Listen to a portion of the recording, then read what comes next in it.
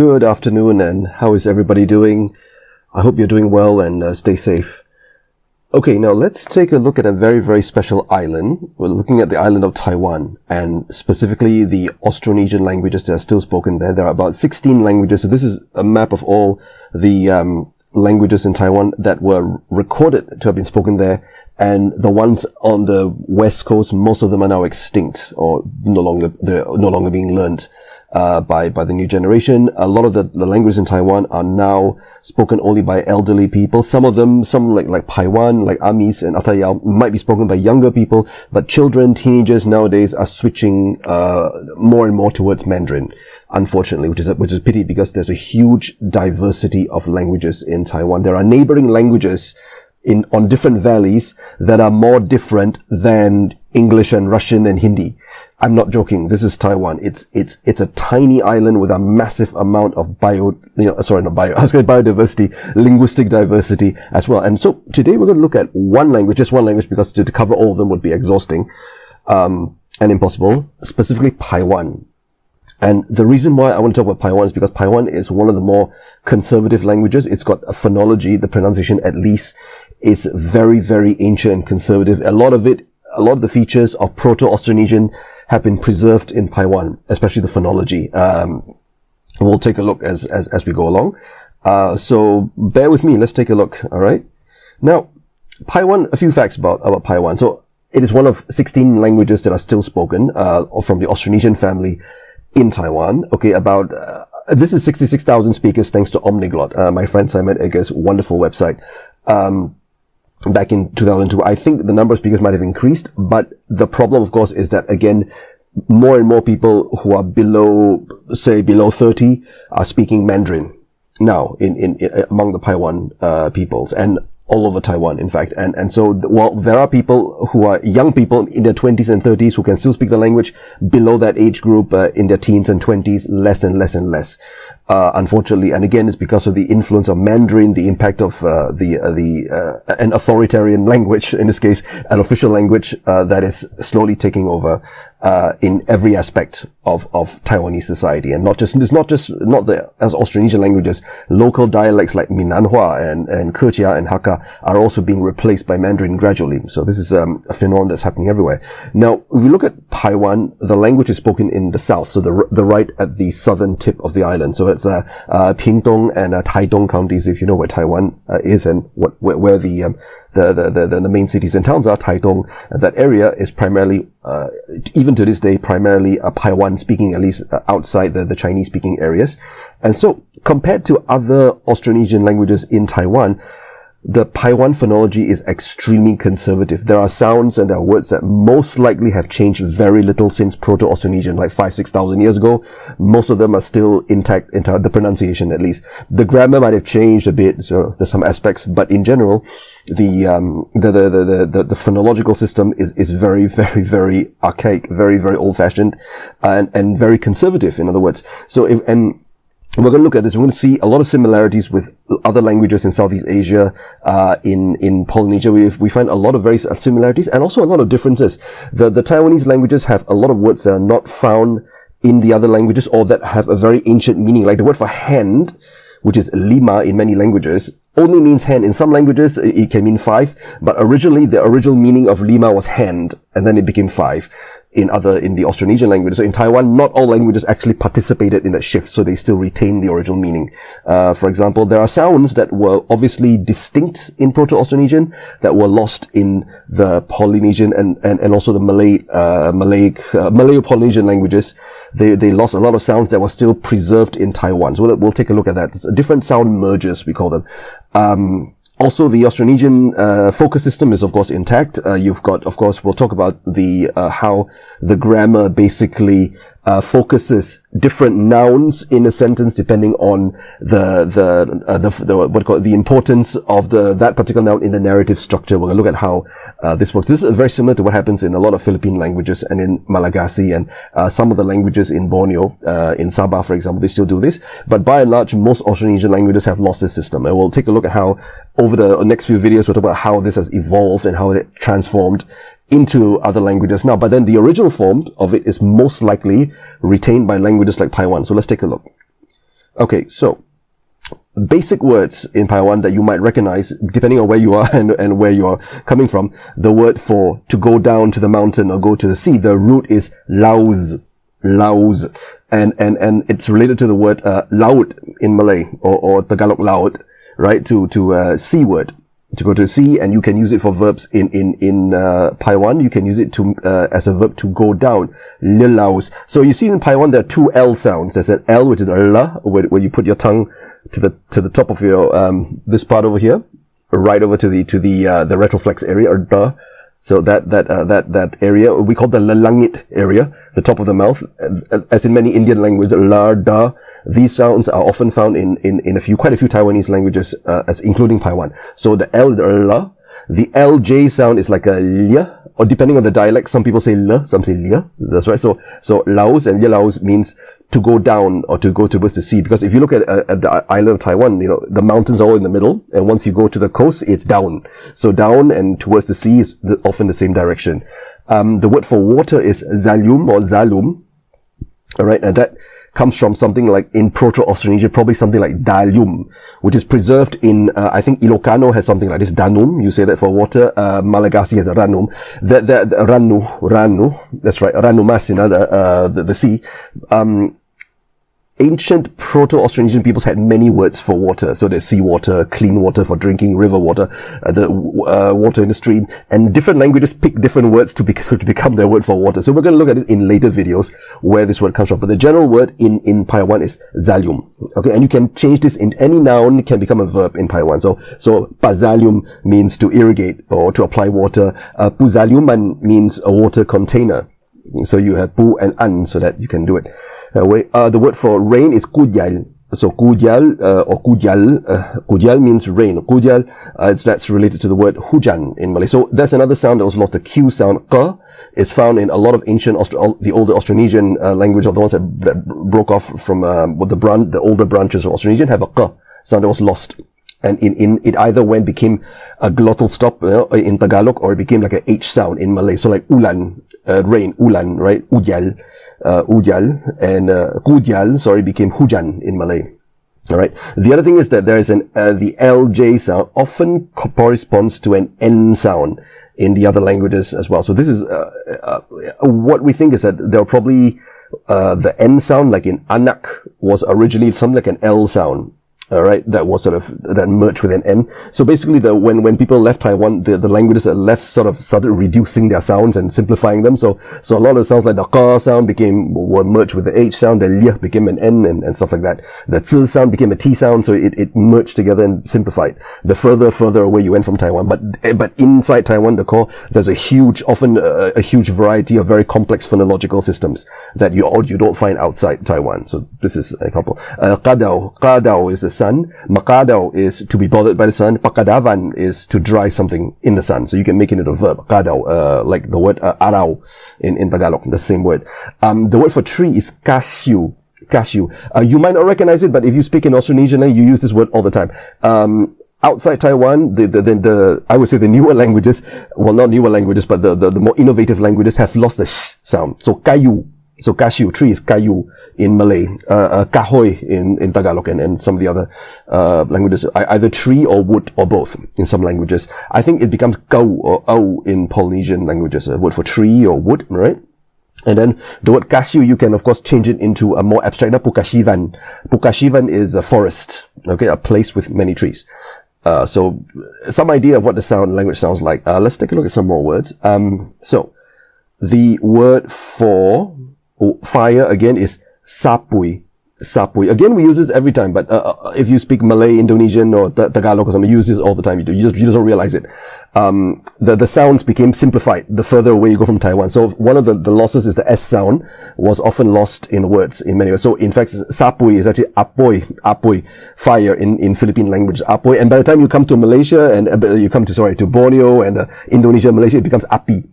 So apoy, api, af in Malagasy, ahi in Polynesia, okay, ahi or afi, depending on the area, ahi, afi, that all comes from sapui, but you see the sound was preserved in Paiwan, and this was actually the original pronunciation that was lost. The S sound was lost, not the word.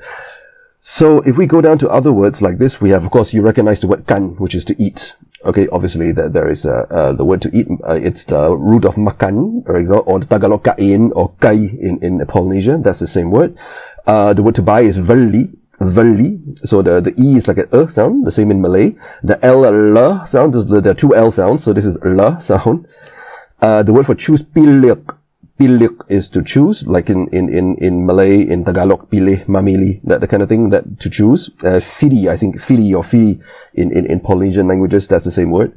Vatu is dog. So this is an interesting innovation in Paiwan. In Paiwan, this word is probably related to asu in Javanese or aso in Philippine language, aso, the word for dog. But they changed the S into a T in some words. So you have vatu, that's the word for dog.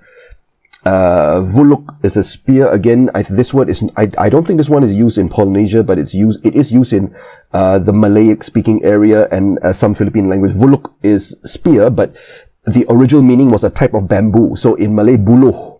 So in Paiwan, it became more specialized into a spear.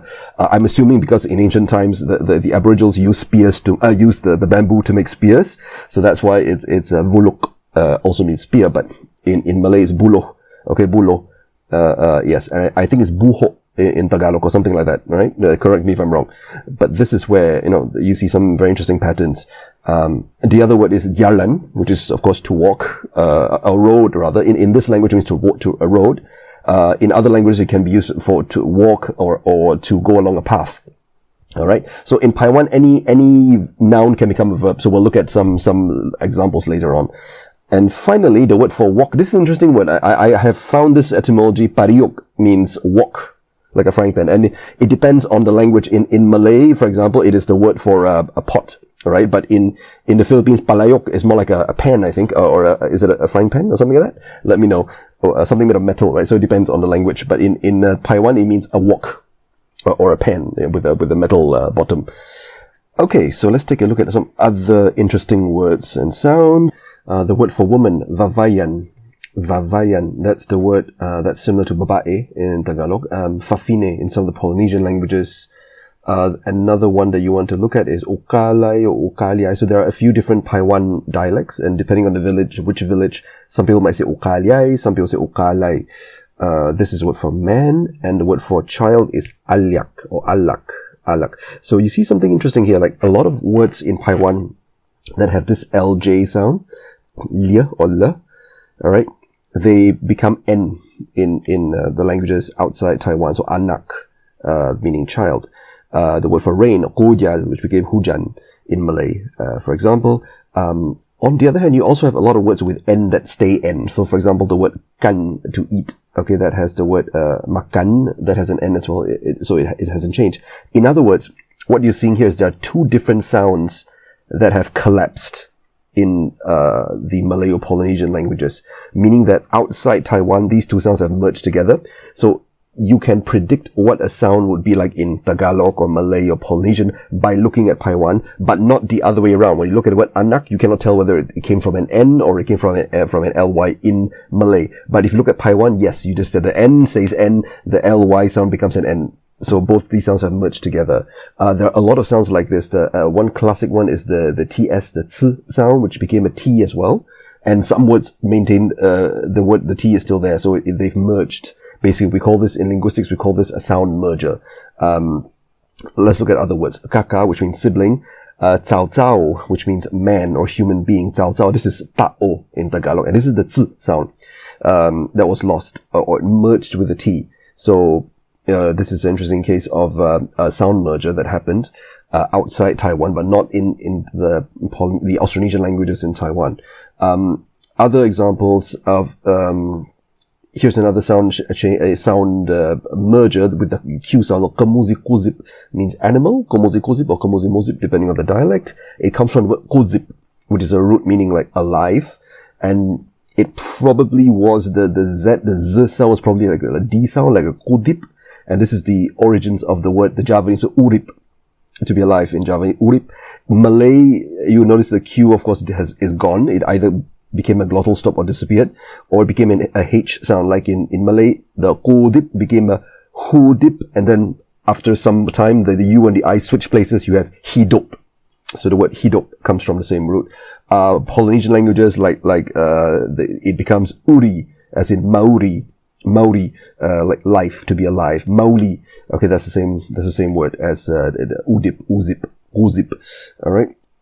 And then other things we want to look at is the word for needle is jaum. So this is one sound change. Proto-Austronesian had two R sounds, a R and probably something like a R sound. So in Paiwan, the R sound disappeared. So it became, jarum became jaum. So that's jarum. Other languages have different reflexes. You probably find like karayom or something like that in Tagalog. That's probably a different reflex, but the original word was probably something like jarum with a R sound. Mataku, which means to be able to do something, to know how to do something. The root is taku, which is to know. So again, you have a merger. So in outside Taiwan, the zi sound has merged with the T. So you can tell that the older pronunciation was originally a zi, but then it was lost, became a T sound, and the older Q or K was gone and became an H. So you have the word tahu in Malay, to know. This is the same root. Taho, I think in Tagalog you say that to be knowledgeable, to be aware of something, to know. I think that's the basic meaning. And I think even in Polynesian languages, like in Hawaiian, you say kau, like ma kau kau, like to be prepared, to be ready for something, to know something's going to happen. Ma kau kau, that kau is also taku. Originally comes from there. Some very interesting word etymologies here. Now let's take a look at other examples of simple aspects of the language. For example, the grammar. So the focus system in Paiwan, you might recognize it if you're a Filipino speaker or any of the Filipino languages, or you speak Malagasy. Something similar is happening. A word will change. The verb, the action, has different forms depending on which noun in the sentence that you're saying is more important. And what happens is every noun has a marker in front. So in Tagalog is ang, nang, sa, in front of the noun that tells it what the role of the noun is in that sentence. So in Paiwan, there are three for common nouns. So like in Tagalog and like in languages like most Philippine languages, there are two different sets of particles. One is for names of people and for things like father, mother, titles. And another one is for everything else. Other nouns, things, table, chair, water, food, they have a different form. So the common ones for things that are not names, for example, are a, which is for equational, which is, it's like ang in Tagalog. And it also has another function, it's a linker. So na, as you say, like, a kapatid na lalaki, like my brother. So the na, in this case, is the function is taken by a in Paiwan. So we'll take a look at some of the very interesting constructions. Nua means possessive of, it's nang. And tua means the object. This one doesn't exist. I think this is not exactly like this in Tagalog. Maybe Cebuano has something like this. The Visayan languages, the Visayan dialects, they maybe have something like an accusative marker, but we'll see. I'll give you some examples and you tell me what you think. Which one is it closer? Every language in Taiwan has slightly different ways. So some of them have this system, some have a more elaborate system. So we'll take a look. Okay, names of people, for people you have ti, that's like si in Tagalog, and tia for plural, so sina, and ni, nia, chai, chaya. So we see a simple sentence. Let's take a simple sentence, something like an equational sentence. She is something or he is something. So in a phrase like alak a vavayan, it means female child. So alak means child, a is the connector, and vavayan is woman. So the child, which is the woman, anak na babae, literally, if you say it in Tagalog. Malay has lost all the particles, so it's just anak perempuan. That's what it means, basically. Right? We've lost that. But it's still retained in the Philippine languages. But you can also say anak a vavayan can also mean the woman is a child. Anak ang babae. So there are two functions with the a in compared with Tagalog. Okay. Whereas alak nua vavayan means the child of the woman. So anak nang babae. So that is the phrase ang anak nang babae. If you want to say it literally, saying it in translating it into Filipino languages. So you see this connection, like obviously this type of structure is very, very old, and it goes back thousands of years. So this is retained more or less. And in fact, improved upon in certain ways by the Philippine languages, but has been lost outside the Philippines, except maybe in parts of Sulawesi and parts of Borneo. But otherwise, it's been simplified. Malay doesn't have this anymore. You just say anak perempuan, which means can be a girl child or anak perempuan. the child of the woman. In Malay, there's no difference, because there's no marker to say anak perempuan, the child of the woman, or a child who is a woman, who is a female. In Malay, there's no difference because there's no particle. Other examples, so the verb, well, go look at the verb has like 4 main forms. There's slightly different forms depending on the tense. Just like in Philippine languages, there are sometimes in the past tense, present tense, there are different forms. We also have this in Paiwan. The 4 main forms are actor focus, object. So the actor means the person doing the action. The object is the thing that suffers, the thing that is receiving the action, like I shot the pig, so the pig is the object. Location, which also can be used for like beneficiary, towards something, at something, for something, that's location. And then instrument, the tool used for doing something. There are only 4 forms. So the 4 main forms. Of course, there are other sub-forms that are used to show tense, but generally this concept, every verb has these 4 main forms. So let's take a look. The word for hunt is kalup. Kalup. So when you say to hunt something with the active focus, kamalup. Kamalup or kamalup. Kamalup means to hunt. So you put the between the first and the second letter, like you do in many Philippine languages. You put the marker between. So if you want to make a sentence like the man hunts the pigs in the mountains with a spear. Okay, I got this very, very interesting sentence. The source for this, all this information, I'll put it below. Check it out. In the meantime, the sentence structure, the man hunts the pigs in the mountains with a spear. You have to select which one. So there are actually 4 participants. There's the man. There is the pig that is being attacked, being hunted, the mountains, and the spear. There are four characters in the story. Which one is more important to you? You pick it and you depending on your story, you select the important one. So if the man hunts the pigs in the mountains with the spear, like we don't care about the spear, we're talking about the man, who is probably my friend or my father or whoever, then we have to focus on the man. The verb takes the form kamalup. So kamalup cao cao. So you see the word cao cao. So the marker is cao cao, man. Okay. Tua vavui. So the pig is vavui. Okay. Itua gadu. So E is a marker of location. Okay. So in the mountain. So again, the tua means it's the role. It's neither equational nor is it a possessive, but it's some kind of like an accusative, more or less. Tua vuluk. So vuluk means with a spear in this case. If I want to say I want the man hunts the pig, like a pig, very special pig, the pig, okay, then you have to say like this: kalupen, kalupen, okay, nua cao cao. So now in this case the man becomes genitive, nua cao cao, okay, and then vavui. So the vavui is now the focus in red. The red is focus in the mountains. Itu agadu. Tua vuluk. So in this case here, the man becomes possessed. Kalupen nua cao cao avavui ituagadu tua vuluk. So the other two say the same. And then if we focus on the mountains, like he hunts the pigs in the mountains, then it changes again. Kalupan. So kalupan nua cao cao tua vavui agadu. So the mountains become focus. Agadu tua vuluk. Okay. So it depends on where you want to put the focus. And if we look at the last sentence, if you focus on the spear, the spear is what the guy used to hunt the pigs in the mountains, then you have to say siqalup, siqalup, nua cao cao, tua vavui ituagadu a vuluk. Okay, I think you can even say igadu, you can take away the tua in the possession. But anyway, this is how the system works. We're going to look at more videos later, introduce more structures in later videos, and we can see how this structure is similar or different from what you have in the Philippines.